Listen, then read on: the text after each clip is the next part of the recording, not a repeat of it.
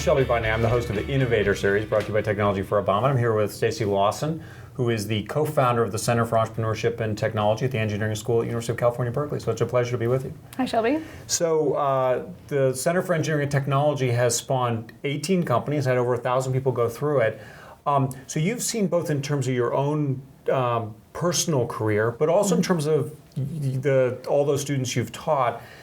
I'm curious, what are some of the big kind of life lessons that you would impart to whether it's viewers or students in terms of their own approach to their career? Sure.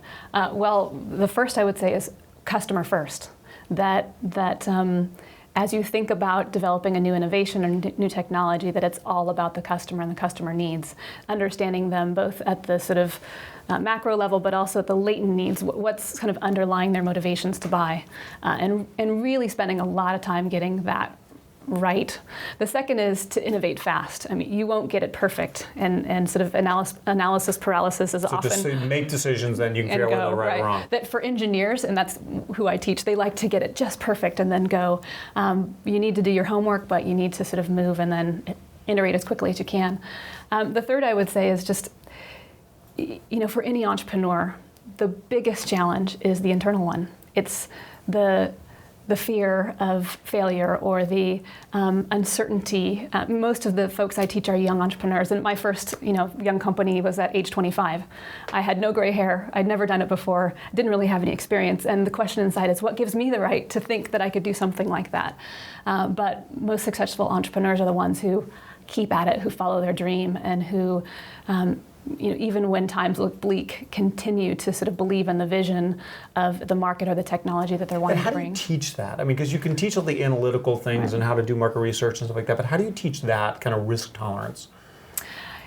I think what we try to impart at UC Berkeley is not only the skill sets, but the confidence, and I think they sort of go hand in hand. We teach the case method, so you actually get to stand in the shoes of the CEO today. Here's the case, here's the scenario, and what's happening, and what decision would you make? So they get a chance, in a sense, by role modeling to sort of step into those shoes and build some confidence that they could do this thing. And by virtue of feedback from the classroom and from the professor, to help the students feel like this is something they really can do. It's, we can all be innovators, we can all be entrepreneurs, and so I think that just having folks around you, mentors and coaches and cheerleaders, your family, your friends, and others to sort of help you keep going is really, really important. Interesting. And how, because I think we all know, one of the things that works really well in the Valley is tolerance for failure. Yes. How, is that something, is there a way to teach that?